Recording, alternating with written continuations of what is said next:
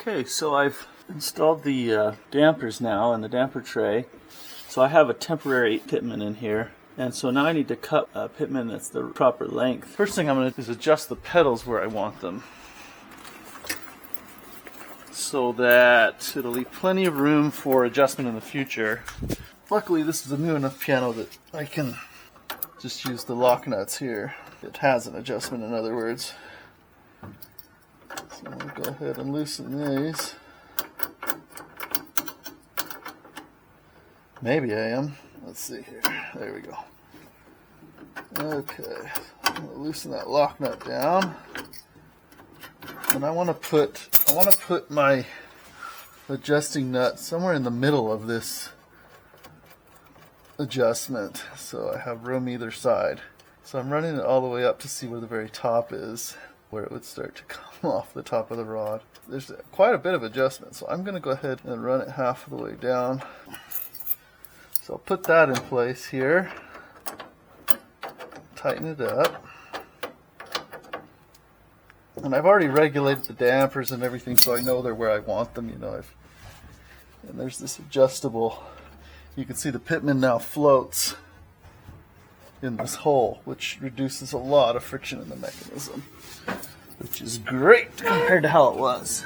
So now I'm going to adjust this temporary Pitman the length I want it, so that I have kind of an idea of the full length that I'm going to cut the new one. I'm going to unscrew this a little bit, put it back in. Right now I'm just going to take this spring out of my way, so I don't necessarily need it right now. Stick that up there into the tray, and also then into the hole here that we made earlier. Okay, now let's see what that looks like, whether or not that's too tall or not. I'm looking for about 2 millimeters of gap in between before it starts to hit the damper under levers.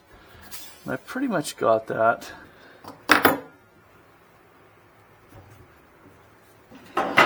Might want just a little more gap than that. Of course, my damper timing's not perfect yet. I've got some that are a little bit early, but it's pretty good actually. So I'm going to go a little bit shorter than this. So maybe just down just a little bit. And we'll see if this works. I always find that I think I've got it, and then I'll cut it, and it's wrong. So I don't know what my struggle is, but I'm going to go ahead and use this piece of dowel. Okay, I'll go ahead and mark this for cutting. Mark it right about there. And we'll go ahead and cut this on the bandsaw.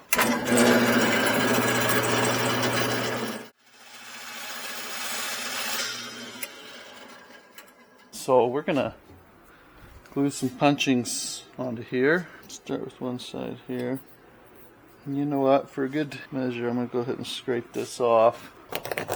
Okay, great. Okay, that's a little cleaner. We'll go ahead and glue a punching. I use this Quick and Thick glue. It dries really quick. I think, yeah, Quick and Thick. This is the latest label and name for this same glue that they've had around for a while from Type Bond. It used to be called Molding and Trim, but it's so handy for so many different things. So I'm going to go ahead and put that on there, and it sets up very quickly, which is nice. So I'm going to leave one end not glued. That way, if I need to cut it shorter, I can. If I need to cut it longer, well, if anyone knows how to do that, please let me know, because I have not figured it out yet. Thanks for watching that segment on installing a floating Pitman into a Steinway piano. I hope you found something useful in the video. If so, give me a like, subscribe to the channel, and let me know in the comments what kind of content you'd like to see on this channel. And have a great day. Thanks.